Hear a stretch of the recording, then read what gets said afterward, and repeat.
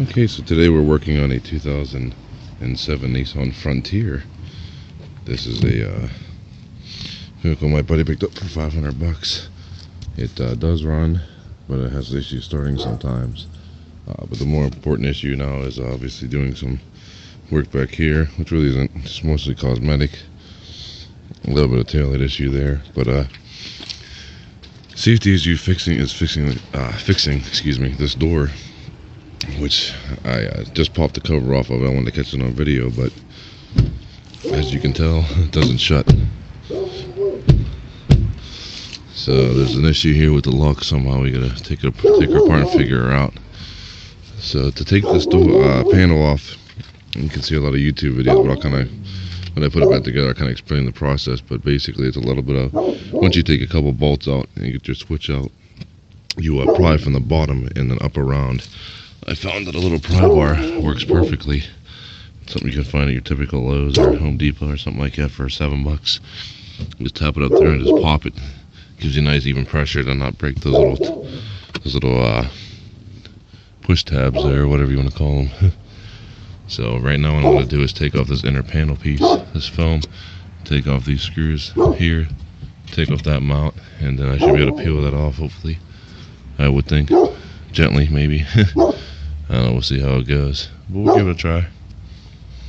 Okay, so I've taken the pry bar and actually kind of hammered it around the outer edge to get that rubber seal off and just peeled it back.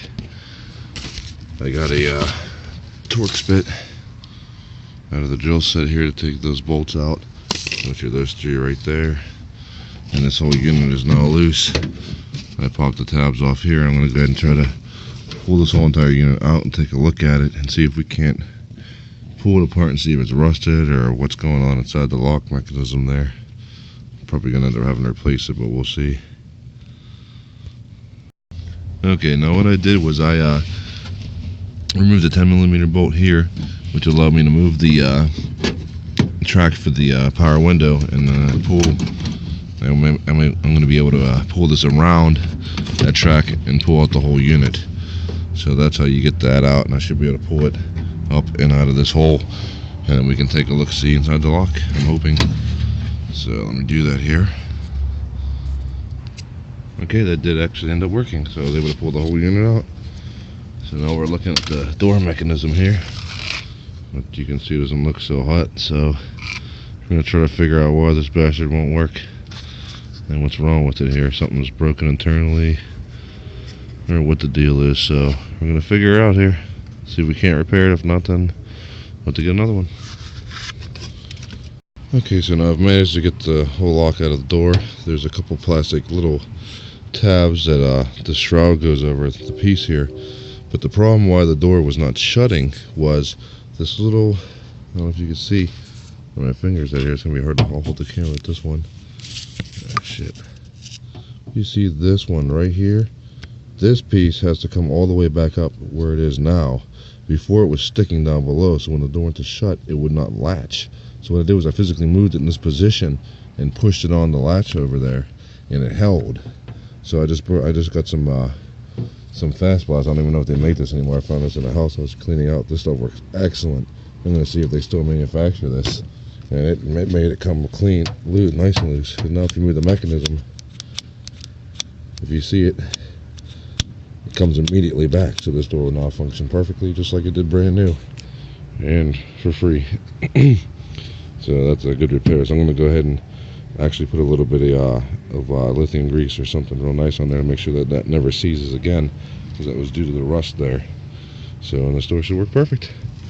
So then we'll see the reason why it doesn't want to start. That's the next project. It's been giving us issues. I'm just going to do a quick little. Okay, so back to the door, and as you can see, we're zooming in here what the deal is going on. But okay, but the door is now back together. It's solid. Completely fixed. That part was greased, and I put everything back together. The window works. Made sure we had no issues with that. Goes all the way down. No misalignments. So she goes up real good. We'll do the test here. Pulling on it. Door shut.